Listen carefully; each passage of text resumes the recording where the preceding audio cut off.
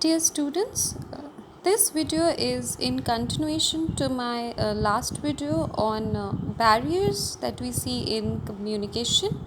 So we discussed few barriers like the language barriers, the physical barriers, the cultural barriers, and here we have the fourth barrier that we have in our organizational communication or our workplace that we see among individuals while communicating. We see in our day to day communication also this common barrier, that is personal or socio psychological barriers. Personal, we mean related to individual or every other individual, and by socio psychological we mean socio, that is society, and psychology, that is the mindset. So the social mindset or the mind state that you have developed because of the society that we are living in also adds to a very common barrier in our communication. Now you can see this because like people have framed their mind or in a direction that okay, this is how one should behave, this is how a good person should be, this is how your daily schedule should be. You should always rise early, and only an individual who wakes up early is successful. And if an individual is getting up late, then he is a careless and he is not dedicated. So this is all what is social psychological barrier, that is because of the mindset that you are living in. Society has actually uh, created these unsaid norms or things in your mind which might not be practically actually occurring. So the different types of socio psychological barriers that you can see are first different perceptions. By perception we mean what you have understanding related to a particular thing, what idea you take as reference in your mind when you see something, when you touch something, when you hear something, what is the natural reaction that you have. So people who are grown up maybe in urban areas, in modern cities, they might have a different perception or a different way of reacting to situations, and people who are in rural areas, in villages, they might differ in their perception because of knowledge, because of education, because of backgrounds, any reason can be. Also you can see perception in a family members also, like if you are in joint family or a very nuclear family, then the perceptions of the individuals get changed at time or varied at time because of their upbringing or their family environment. Also people at times of the same family, same group, can differ in their perceptions because of their past experiences or the influence that others have made in their lives, any negative thoughts or any activity or any particular situation where they have been exposed or they have been a part of. Then next you have a very common personal barrier is the closed mind. So as we already discussed somewhere that closed mind is never acceptable. You should always have an open mindset, and open mind we mean you are open to thoughts, to new discussions, to new ideas, to new understanding, to new inputs from people. You are open to add to your knowledge and ignorance. If you do not know about something, then you do not say that no, I don't want to hear this, what I know is the best, what I know is sufficient. But you actually try to understand what other way can be, or what second option can be, or maybe at times this answer suggested or this point that you are hearing is better or more convenient or more clear in terms of what you already knew, because we are not gods, we don't know everything. So having an open mindset, one that wants to learn or has a zeal to learn, is very much required. Then poor retention. So at times this personal barrier is because people are not able to retain, they are not able to keep in their minds what they have heard. They forget things because they are lost in their own thoughts, because they are not in a good mood, because they are not in terms good in their memory, and such is a result that your communication also gets uh, failed because of this poor memory that you are having. Then emotions also play a very important role. By emotions we mean, suppose your mind is already very much full of thoughts of anger or disappointment or sadness, or you are very much excited, or you are into plans, then you are not able to listen to the other person, you are not able to concentrate to what message someone else is giving to you, and you fail in your concentration and in listening, and thus replying back or giving the right response to the other individual, and this results in a personal or a social psychological barrier also. The last category that we have is filtering. So this is a very common habit that many individuals have, that you only try to retain or try to remember the things that you find are good for you, that you like, and you try to filter, or you ignore, or you do not give importance to things that are not your priority, or that are not important to you. Like if something is important to you, then you will focus on it. If the thing is important to someone else, then you might forget it. So this is because you are in the habit of filtering the messages, and you try to eliminate what you find is okay, this is not what I want. So you will not give importance to the needs, or to the ideas, or to the thoughts, or to the feelings, or to the message that someone else is giving to you, that they want this thing from you.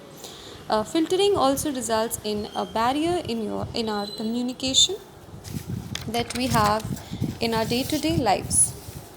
Next, a very important barrier that you will be required to understand when you move out for your respective work in any organization that you are attached is the organizational barrier.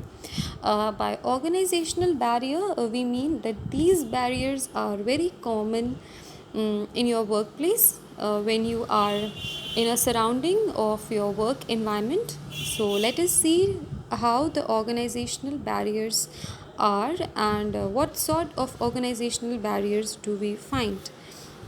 So these include barriers that occur in while in-house sharing of ideas, views, and concepts in an organization. They can be formal or informal. So when you are in your firm, when you are working in a team, when you are working on a project, then there are many times that you have a number of ideas, you give a number of ideas, you share your views, you share your opinions, you give concepts, that is explanation, or you might discuss work on a new project, then you have a very initial or original idea that you can say is a concept, and you discuss that in front of teams. So it might happen that other people do not agree with your particular idea, or people are not satisfied, or they want this to be covered in a different way, or they have views that do not support your explanation. Then you can have barrier. This might be because of their personal reasons, or socio psychological reasons, or language reasons, or cultural reasons. Any of them can result into organizational barrier. Can be formal or informal. Formal also, because this is purely work related, like if you are suggesting something and they find this is not feasible or not practically possible, then they might oppose you, they might not agree with you. This is purely a formal barrier, like this is only related to your work. Informal also, when you are not liked, or when you are opposed, or when you are seen not a part of the ideas or the groups or the information that they are sharing in terms of their personal relations that you're having at work, then this is informal organizational barrier. When people are involved in their own particular subgroups and they do not want to communicate to the others, then this is an informal sort of organizational barrier. So this can be both, but a formal organizational barrier is at times, if for the improvement or for the better ideas to come up, it is considered okay, positive. But an informal organizational barrier is never accepted and is never preferred, because this will lead to more differences or a widening of the gaps in individuals. Now, the types of organizational barriers that we have are lack of communication policy. At times, the company itself is not having any particular communication policy, like how the junior can move up to the senior to discuss a point, what is the channel that you have to follow, how communication transfer is done, how you can talk about your problems or give feedback or response to the seniors, or how you can a junior can move up to you. So lack of a clear policy or a clear guideline how you should communicate also creates an organizational barrier that people have in their workplace. Then second is authoritarian attitude of the management. So at times the management itself is responsible for the organizational barrier, because they have this authority, like boss is always right, and they do not want to discuss the problems that maybe their employees are facing, the problems that individuals are going through. They do not give much importance to that, and they only seek for their priority. So they are like, okay, this is the work that you have to do, these 5 things I want to be done maybe the next week or the following week. But instead they are not looking down upon their juniors, or not asking from the people in the team that what are your suggestions, and whether this work will be able to be completed in the given time that I'm asking, or do you need more time, or what problems are you facing, or whether everything is going good in the company. So this authoritarian or bossy attitude of the management, where they do not give importance to employee engagement and employee thoughts and employee benefits, and how they feel, they do not have you attitude for their employees, results in also organizational barrier. Next, we have poorly defined authority and responsibility. So, if the authorities are like one person is handling everything, he is behind the whole communication system, he is the head of everything, and for every small work you have to ask to only one person, then this might happen that that one individual, because of being overburdened, might miss on something, or this one person might mix up on something, or he might get involved with maybe retention, memory retention issues, or filtering the things, because it is not possible for one person to be whole and soul of all the communication that is required in the company. So it is very important that you have a proper nodes or proper centers or proper channel through which everyone in the company, like in grapevine we have, or in diagonal form of communication you have, that every person irrespective of the department or branch can go and talk to the other individual if required in for their work purposes. So this results in a better streamlined or a better structured way of reporting, and responsibilities are also known for everyone. So it is also said that when you are asking new employees to join the company, or at times of orientation, you ask them what is expected from them, you tell them, and you also give them their responsibilities, and tell the others also that who is responsible for what, so that if people have to ask for some particular thing, and suppose There are five people: Ram, Shyam, Mohan, Raman, and Ishita. And if Ishita is in charge of maybe the purchase department, and Raman is in the sales department, so he knows that okay, if I have to ask anything regarding the prior orders or the previous orders or whatever orders we have placed, then I have to ask only to Ishita. I don't have to just move here and there and ask the managing director or the vice president or the top management for every silly question or every not trivial or very little things. I can also uh, move myself and go and ask the coordinator or the in charge that the other person is made. So this responsibility should be at times very much known to not the individual who is responsible, but also every other person who is a part of the company or the organization, or it results in organizational barrier when the work has to be done. Then too many levels of communication in the organization structure.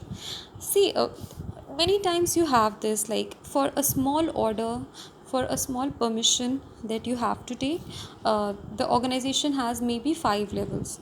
Like first you have to go to the coordinator, then the coordinator will move to the head, then the head will move to the welfare coordinator, then the welfare coordinator will go to the chairman, then the chairman might say no, this is not my case, for academic purposes go to the director or the vice president.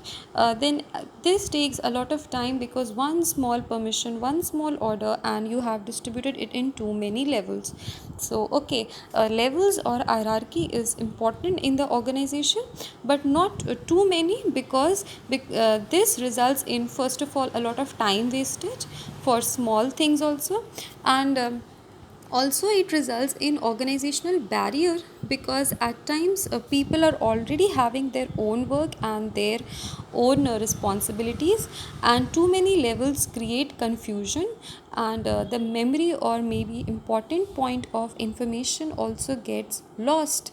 Like every level, when you are communicating the things, maybe 1% 2% if is missed, then by the time you reach from level 1 to level 5 or level 6, there are chances that very significant percentage of information is lost. So this should be prevented to in order to save the information, in order that the information is conserved. Last sort of organizational barrier that we have is insufficient communication training. So when the employees join the organization, they should be trained, or they should have sessions regarding how they can have to communicate if needed in the organization. So what are the channels, what are the options, what are all the facilities that are being given to them?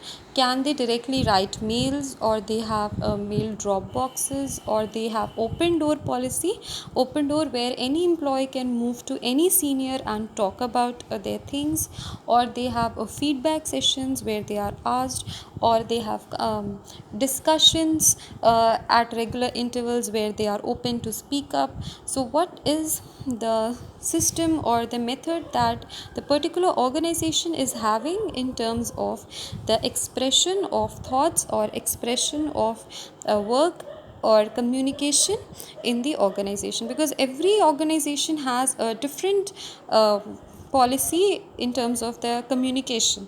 So when employees join, every individual might not be aware or might not be knowing the things, so it is very good if you train them initially about all the options that they have in their communication medium. That's all regarding the organizational barriers. So if we take care of the following uh, negatives that we have in our organization communication, then we can definitely overcome the organizational barrier. That's all about the barriers of communication. Thank you.